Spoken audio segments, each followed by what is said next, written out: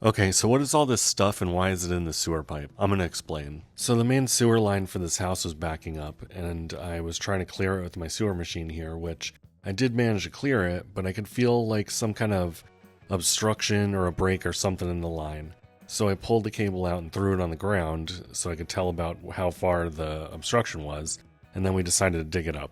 So we dug it up and immediately saw what the problem was.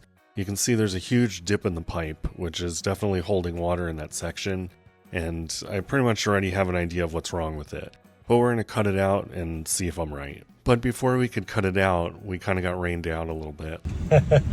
And we were doing it in the rain, but the lightning got kind of intense. As you can see, I'm like soaking wet. Water doesn't bother me, but the lightning, I don't know, it was kind of close this last one. Okay, it's raining right now, but I really want to show you this curvy pipe here. Look at them. You can see the curve in them a lot better out of the hole. All right, it's raining. This is a greasy bent up pipe that we cut out of the ground. And I wanted to cut it open to show the grease spot. So it's kind of funny, I hit it right at the cross. I hit it right where the grease was, which I didn't mean to. But, oh man, I just realized it's all over my saw. Anyway. Look at that, isn't that crazy? Obviously this and that used to be connected and that's where I cut it, but you know, that's what happens when grease gets hard, my friends. It's kind of gross. I don't want to touch it, but like I'll use a leaf as a like see, it's like hard.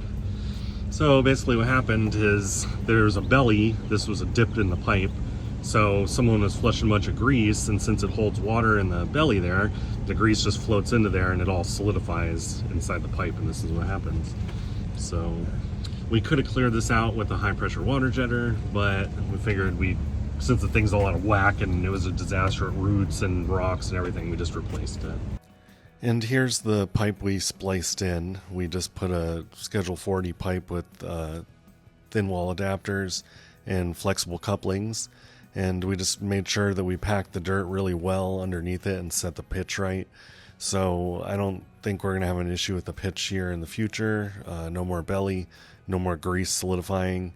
And here's just another shot to kind of show you what this grease does. You know, when you have water standing in the pipe like that, the grease just goes in and gets hard, and you can see when I was pushing on it, it's just, you know, clearing this out of there. You could use a jetter. But since the pipe was all, you know, curved and everything, we just went ahead and replaced it, and it's much better. But I wanted to show you this, and this is just a reminder, you know, just not to flush grease down your drains. Pour it anywhere else, trash, outside, just not your drains.